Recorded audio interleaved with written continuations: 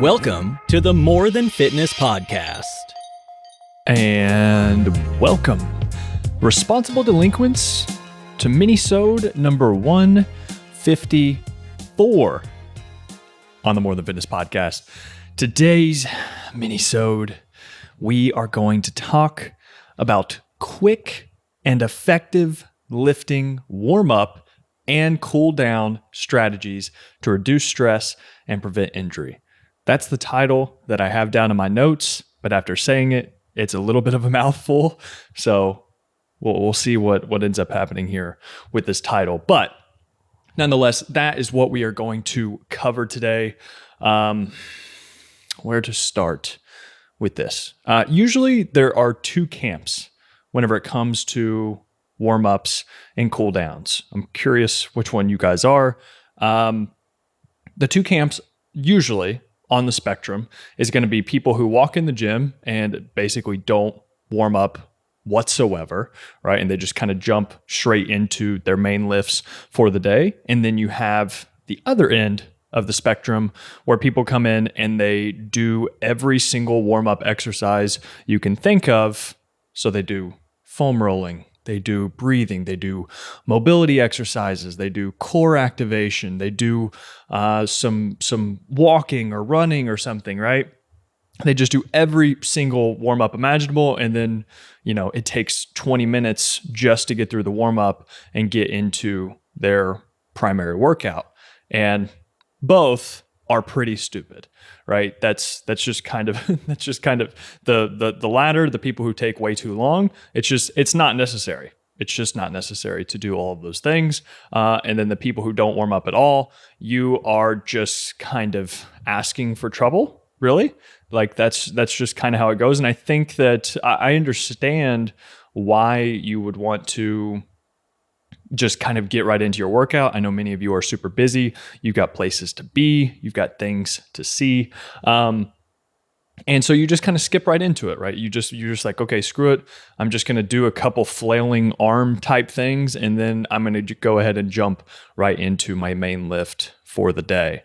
And that is also stupid because it's just like, it's probably going to increase your chances of injury if you do this. And then you can't lift at all, right? If you're injured, you can't lift at all. And if you ask anybody who has maybe like fucked up their shoulder or their knee or their elbow or something like that, or their back, right?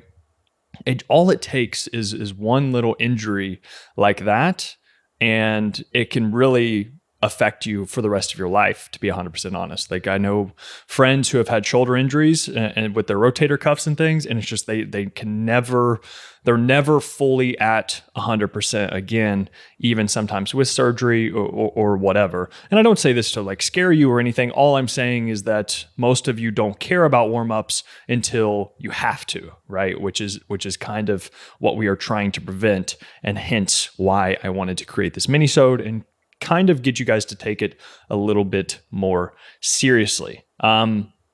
If you are in that camp, if you're in the camp where you take it way too seriously, then I also have some news for you as well. All right, let's go ahead and get right into the strategies of it. It really doesn't have to be anything super complicated. Like honestly, the most, and that's the thing with people who don't warm up at all. It's just like, you don't have to warm up for very, about 10 minutes, 5 to 10 minutes tops. And that's going to be it. Actually, probably even less than that. Yeah, I would say like 5 to 7 minutes is going to be ideal. But the most important part of a warm-up is, shocker, warming up your body temperature, right? So just simply, if you, especially as it gets colder in these fall and winter months, it's going to become even more important that you are making sure that your body temperature is raised whenever you get into the gym. It just basically it just lubricates everything, So you just cover your body in lube whenever you warm up properly. Whenever you get on the treadmill, you walk for about 5 minutes. That's usually what I do. I get on the treadmill, I walk for about 5 minutes, I get my heart rate up, I get my body temperature up, I maybe break just a touch of a sweat,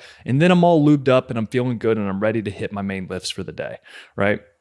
Well, actually, so first, I like to get on the treadmill for about 5 minutes, do a little bit of incline walking. So about like I know some of you like specifics, so I'll go ahead and get into it. About like a 3 to 4 incline, and then I walk on about like a 3.5 speed, and that's just, and then whatever, I'm on my phone, I'm doing whatever, but the main goal, let's get our heart rate up, let's get our body temperature up, and prepare us for what is about to come next. So after the treadmill, you don't have to do the treadmill, just after I get my heart rate up a little bit, you can jump rope, you can do the elliptical, you can play basketball, right, for 5 minutes. You can just shoot around if you want. That's going to be number one. So raising my heart rate and body temperature, that's going to be number one. And the next part, the next important part is taking the body parts that you're about to use for that day through their full range of motion, right? And so let's say you're going to do an upper body day, something with pressing, right? Or pulling, either way. The main thing that you want to do is take all of those muscles that you're about to use through a full range of motion. And so for me, usually what this looks like is something, I'm trying to even think now that what would it be called? Arm swings, basically. So like if you're on the video podcast, it's just whenever you fling your arms back and forth. This is what a lot of people do just kind of naturally. They just kind of fling their arms back and forth over top of each other, just through the full range of motion for your shoulders, right? I look like such an idiot on the video podcast right now because I have one hand on the mic and the other one, hold on, I'm going to put this down and I'm going to show you what I'm talking about. So if you're on the audio podcast, give me like 2 seconds. So it's here, like this, right? This is what we're doing. Even hear my shoulder pop. So just kind of throwing your arms back and forth kind of like that. That's going to loosen up a little bit of your thoracic, loosen up a little bit of your shoulders. And then next, after I do a little bit of those arm flailing things where I tap my back, basically, then I'm going to do some arm circles, right? So you can start with small arm circles, forward and backwards, and then you can take them a little bit larger. And this just, again, it's taking your shoulders through the full range of motion, whether you're doing back, whether you're doing chest, whether you're doing arms, shoulders, whatever. Your shoulders are going to be pretty important to get lubed up. Lubed seems to be the word of the day for this podcast. But taking that shoulder through the full range of motion, I do that on both sides. I do full arm circles, trying to just take that shoulder through its full range of motion. And that's going to get my arms and shoulders loosened up quite a bit. It's going to get my back loosened up a little bit. Next, sometimes if I'm feeling extra tight, and especially for you people who are at a desk all day, or maybe you're just kind of hunched over, or maybe your upper back is just a little bit tight, this is where something like some type of thoracic extension can come into play and can be super helpful with a foam roller. And notice I'm not saying that you need to foam roll for 10 minutes before every session. I think foam rolling is absolutely overblown, and there's just not a lot of research to support the utility of it. I think the idea behind foam rolling is useful whenever you have maybe a range of motion that you can't typically get into very easily whenever you first start. And so using the foam roller, the idea behind it is to use the foam roller, you massage that area out, and then it's going to give you a little bit more range of motion. So let's say if you foam roll your upper back, right, and you reach up overhead, right, before you're not going to have as good a range of motion, and then you foam roll your back, and then let's say your overhead range of motion can be a little bit better.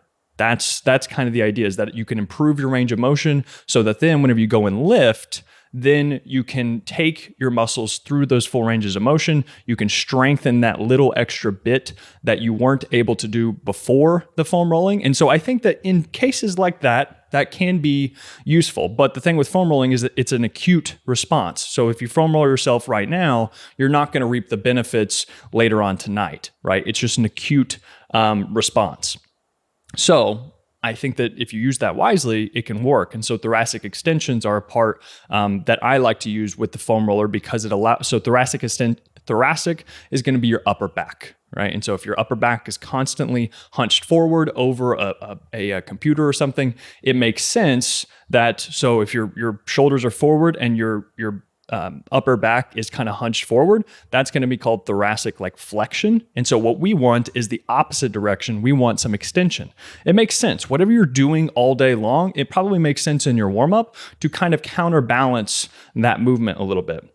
And so with the thoracic extension, I just put the foam roller like right underneath my shoulder blades. And all I do is kind of go back and forth as far as extending my upper back. Again, this is difficult to do without demonstrating, but just look up thoracic extension with the foam roller and you'll see what I'm talking about. It's something super basic. You can do like 10 reps of going back and forth, of opening up your chest, opening up your upper back. And that's just going to be something that can counterbalance what you've been doing all day. It'll loosen things up back there. Again, it'll lube things up and it'll allow you to lift a little bit more safely moving forward. So we have the warming up your body temperature through like a treadmill. Then you're going to take the muscles through a full range of motion. So for upper body, I'm going to do some arm swings. I'm going to do the weird arm taps on my back thing that I tried to show you. I'm going to do the thoracic extensions. And then sometimes I'll maybe also do some rope face pulls, right? So if you don't know what a rope face pull is, go ahead and look that up. And that's just going to warm up my upper back a little bit more. It's going to warm up my rotator cuffs. So look that up and you can give those a little try as well. And you can just do one set of each, right? All of this should take, no more than like 90 seconds or 2 minutes tops, right? And then for lower body, I would do some things like leg swings. So it's the exact same concept as the arm swings, right? With the arms, I'm trying to take them through that full range of motion. I'm doing some arm swings. With your legs, it's kind of the same thing. You want to swing your legs forward and back, and then also side to side. You just kind of want to move move your legs all around in that little joint up by your hip. And just take it through a full range of motion. And then I like to do something maybe like some body weight hip thrusts and then some body weight squats. And that's going to cover all of my bases, right? You're going to do something for the front of your legs, basically, and then something for the back of your legs. And so a hip thrust or some type of like kettlebell deadlift. And whenever I'm talking about these things, I'm talking like a very lightweight, low effort, just going through the motions with these, right? You're just going through the movements. And so with bodyweight hip thrusts and bodyweight squats, I'm just getting loosey-goosey. I'm just getting lubed up. I don't know why I keep using the word. It just makes sense. But leg swings and then into some bodyweight hip thrusts and bodyweight squats. And then I'm ready for my next movement, which is typically going to be my main movement for that day. All right, so we've got the warming up your body, then we've got taking your muscles through the full range of motion, and then you can just get straight into your warm-up sets for your main lift. And this is where it gets really important as well, because so many people just, even if they do get on the treadmill or something like that, they warm up their body, they can jump straight into their work sets a little bit too quickly. Whereas if they gave it just a little bit more strategy, you can probably end up lifting more weight. You can feel better. You can also probably move a little bit more efficiently. You can probably prevent injury a little bit. And so what I would recommend, so let's say I'm doing bench press, right? Let's say I'm going to do 185 pounds on the bench press. So a plate and a 25 on each side. For me to warm up to do that, typically what I would do is I would start with the bar for about 10 reps, right? Again, you're just kind of getting loose. You're practicing the movement a little bit. I'm doing 10 reps on my first set. Then I'm going to take about 30 seconds. I'm going to put on probably 25s on each side. So then I have 95 pounds, right?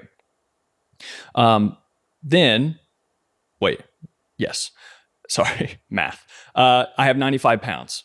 I do that about another 5 times, right? I'm making sure that my form is pristine. I'm making sure that I'm practicing the movement. I'm just kind of greasing that groove with lighter weight, but I'm taking the weight seriously and acting as if it's, a heavier lift. I'm making sure that I'm greasing the movement appropriately, because if you practice makes perfect. And if you do shitty warm-up sets, that's going to lead into shitty work sets as well. So my first set of 5 to 10 with just the bar. My next set, I'm going to do just 5 reps with 95 pounds. And then I'll probably throw on a plate on each side. So then I have 135, so just a 45 on each side. I'm going to do another set of about 5 reps, right? And then I'm going to get into my main work sets with the 185. So usually I don't make any jumps with a barbell. I don't make any jumps higher than about 50 pounds every single set, right? So you want to go in increments right there. And with dumbbells, it's usually about like 30 pounds, right? So I would go from, let's say I would start with the I would start with the 20-pound dumbbells, and then I would go to the 40-pound dumbbells, and then I would go to the 60-pound dumbbells, and just work my way up. But I'm going to do quite a few sets, right? So as I just said, that might be 2 to 4 warm-up sets, but it's only going to be 5 reps or less, and it's going to be fairly quick. But the idea is to get those neurons firing, to get your sympathetic nervous system firing, get your nervous system ready to go, because that's going to be a big part of it as well. Before this, we just did a lot of work with the physiology side of things. So we got our body temperature up, we helped move those muscles around, right? And then whenever we get into our work sets, then it's our neurological that needs to really start firing. And that's where on these warm-up sets, that's why I say take them seriously, because as you press really hard, that's going to prepare you for the heavy work sets that are about to come. So you don't just want to go up there and just kind of sling the weight around or whatever. Take them seriously. And then by the time that you get to your main work set for the day, then you're going to be primed and you're going to be able to lift the most weight possible. So that's kind of how I would do the warm-up sets. And then I would get into the work sets for the day. I promise, give that a try, and I think you'll notice a big difference. And then the last thing is going to be the cool down. This is something that, to be 100% honest, I don't always do, just typically because I just don't feel compelled to, because I'm not usually super stressed, to be 100% honest. But if I am feeling particularly stressed, then this is something where I would take a cool down, because the whole idea of the cool down is everything that we just did in the gym, that's going to make our sympathetic nervous system fire a lot, right? So we're prepared for that kind of fight mentality. We're very alert. And so now that we're leaving the gym, we kind of want to use the cool down to bridge the gap in between going from that sympathetic nervous state to then going out into the real world. We don't want to take that sympathetic nervous state with us, right? So then we want to take the cool down and use that as a bridge to get into that relax mode, to get into that parasympathetic nervous system, right? And just kind of cool down. That way we can go into the rest of our night without still having our heart rate elevated, et cetera, et cetera. And sometimes this can be as simple as just leaving the gym, right? You will eventually calm down, and that's how you can do it. But you can also trigger this more quickly. And then also I think it can promote a lot more relaxation if you do a cool down like this. So something simple that I would recommend, and that I've used for clients who kind of have very high stress jobs. And I'm just like, hey, let's take this time of the day just to relax at the end of your workout, and you'll leave the workout feeling even more refreshed than normal. And so that could involve just walking, right, for 5 to 10 minutes after your workout. That could be something very simple, just focusing on your breathing, trying not to be on your phone, like don't be reading news, right, or something like that. Just walking around, I think that's super helpful. And then also some type of belly breathing would be helpful. So if you look up belly breathing, a good example of this is going to be Dr. Jacob Harden, Harden, Harden. He's really good with this kind of rehab, prehab, injury prevention type stuff. And he has a good video on belly breathing. And the whole idea is to make sure that you take some deep breaths through your diaphragm and not up into your chest. And so you can just simply lay on the ground. You can hold your hand over your belly, and then you can inhale for about 6 seconds. And then you can exhale for about 6 seconds. And you do this for 10 to 20 times right before you leave. And you just really take that breathing seriously. You close your eyes, you get into a dark space if you want to, right? A cool dark space. And that is just going to allow you to cool down effectively, trigger that parasympathetic nervous system, allow you to relax, and then you can leave the gym and carry on about your day. All right, ladies and gents, that is it for Minisode number 154. Quick, effective lifting, warm-up, and cool-down strategies to reduce stress and prevent injury, something like that. If you like the podcast, please rate, review, subscribe, leave a comment. Thank you so much, as always, for listening and for watching. See ya.